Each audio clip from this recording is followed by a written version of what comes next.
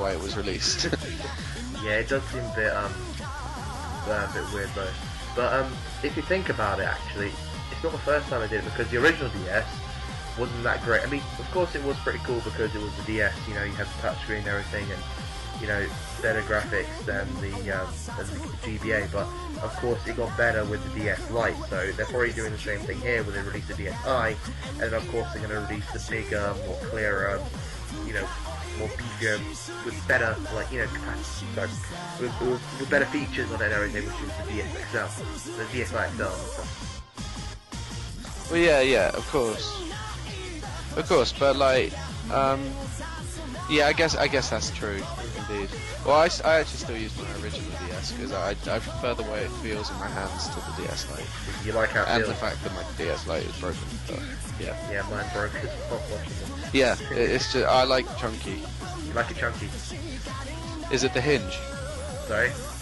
Yeah, it's a hinge. Yeah, but it probably is like it. when your DS Lite broke. Sorry? Oh, bummer. But yeah, well, apparently millions of people have had that problem with like the right hinge of the DS Lite, and it keeps breaking off and everything. It wasn't actually me who did it. It was actually my brother. He broke it, unfortunately. Yeah, of course. Anything else that you caught your eye?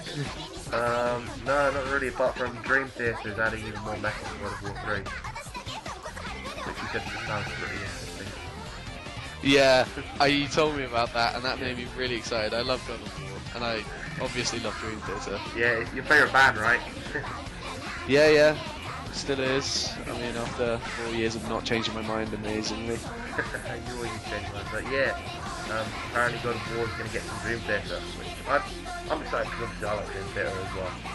And they're pretty awesome band. Yeah, so now that we've checked out the latest news, let's go on to our topic.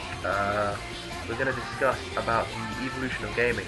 So, you know, gaming so far has evolved pretty, you know, seamlessly. I mean, we had first, you know, little lines or Pong, then we went on to pixels with, like, you know, the NES, and we got even more pixels and more colours, and then we got into polygon, and then we got onto, you know, high definition, and now it seems like we're getting into stuff like motion controls and trying to remove, you know, this barrier between the gamer and the game that they're playing, and then suddenly Natal pops up and, you know, creeps us all out, basically.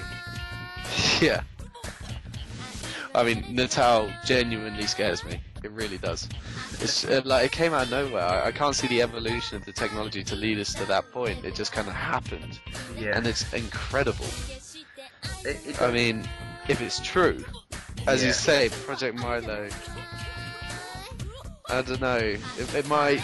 I hope it's true, but it might not be. I've got a little bit of doubt. The thing is, though, we're talking up, you know, Molyneux here, so, you know, the guy who talks a bit too much about things and promises too much. Yeah.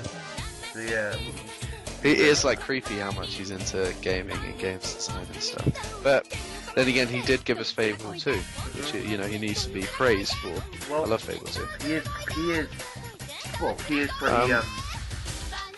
pretty well renowned in the gaming world. I mean, from the start, I mean, he created Populous and stuff like that. You know, games where you're acting as a god and creating these things.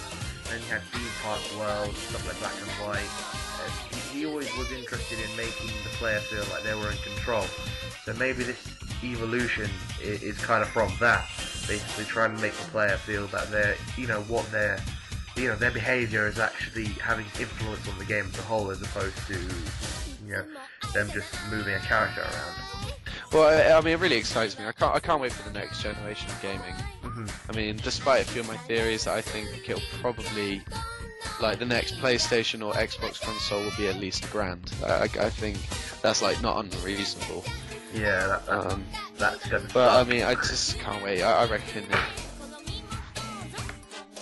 Yeah, I mean, I'm a uni student. How the hell am I going to afford that? That's like my budget for months and months. That's a budget for a year. If that. Yeah. Yeah. But yeah, But I genuinely am really excited, and I think like within 20 years there'll be like full virtual 3D gaming. kind of like Tron. You just plug, or like the Matrix, you kind of plug yourself into this alternate reality. Yeah.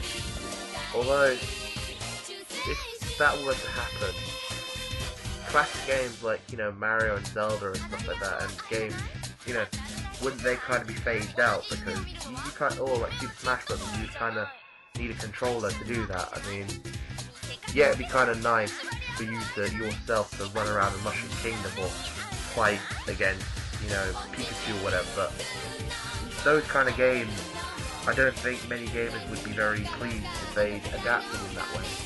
That's really true, actually. I'd never thought about it from that angle before. We are kind of almost pushing ourselves into it has to be hardcore, realistic gaming from now on. Yeah. But I don't know. I think Nintendo will always keep up those franchises. Obviously, I'm not sure how, but I think Zelda would be interesting in full 3D virtual gaming. That'd be cool because Link doesn't really have his own character. You're kind of Link, because Link doesn't really talk or anything. He is you, in a way. Kind of like how. Yeah, I mean, his name doesn't even have to be Link. He can be. It could be Fagballs or if you want. From our friend Yahtzee. Yeah. But yeah, I don't know really. The whole evolution of gaming kind of worries me in a way. It's changing way too fast. I mean, it only feels like yesterday that we're all... How so? Well, it kind of only feels like yesterday that we're all like, oh my god, wow, N64 and PlayStation are all in 3D and everything, and you know, the whole bit wars, which is like everyone was like competing on who has the most bits, whatever. Like, you know, NES had 8 bits and SNES had 16-bit, and like N64 was like, wow, we have like 64 bits to take that, you know. And now we've gone into high definition gaming, where people are comparing processing powers for that, and now we're going into like full on like freaking reality or whatever. Yeah. That's kind of how it kind of worries me. Yeah, me too. I mean, I do feel like that all varieties of gaming these days will become just nostalgic. Like, there's not much of the 2D platformer left, like the good old days of NES and SNES. But then again, I'm really looking forward to knowing what kind of games there will be. There's always that sense of, you know, interest and everything. Which is, intrigue and curiosity. That kind of keeps, you know, the industry going. You know, always wondering what's going to be the next evolution, what's going to be the next step. You know, where are we going to go from here? But I don't know. In a way, like you said, I'm intrigued, but in a way, also I'm very worried as to what's going to happen. I mean, you don't really see this, you know, happening in stuff like movies. Well, I am actually going to quote Yahtzee a little bit, maybe rephrase it a little. Okay. But when he said that, like, that games are used to chill out and relax after a day, and no one relaxes by, he said, waving their arms about like a jug-eared chimp. And he's kind of right there. I mean, obviously it's just a joke, but he's kind of right when he says that maybe all games shouldn't be so active, because sometimes you just want to sit down and chill out with a video game, you know? Well, let's take a chunk, another form of media. You don't really see this kind of evolution happening in books and movies, do you? You don't really see people jumping, you know, wanting to really jump into a book and interact with the world, because, you know, sometimes a game just wants to tell a story or just wants to express itself, as opposed to you trying to get involved with it. I don't know if I'm phrasing it right, but that's kind of how I feel. I kind of know what you mean, though. Yeah. But, I don't know. Maybe what will happen is what's happening at the moment. We'll have, instead of having this whole, you know, quote-unquote casual versus hardcore, we'll probably have this thing where it's like classic versus,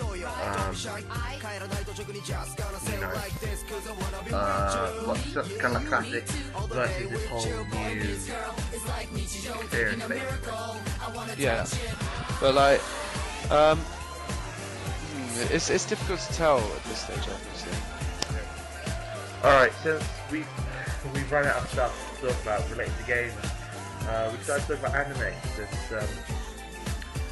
this year I've watched so much anime at the moment.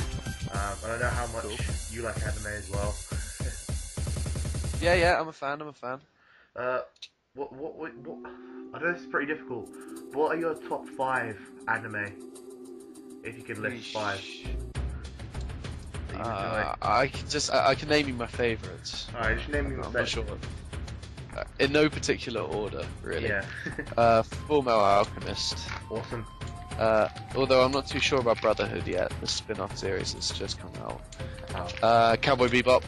Cowboy Bebop is awesome. Dude, did you hear they're gonna make a movie of it? Really? They're gonna make a movie Cowboy Bebop. Well, I just hope it's in subs and not dubs. I can't stand dubs when I'm watching anime. Oh no, I don't mean animated movie. It's gonna be a live action movie. Well, that's even better. Actually, I have a theory about anime.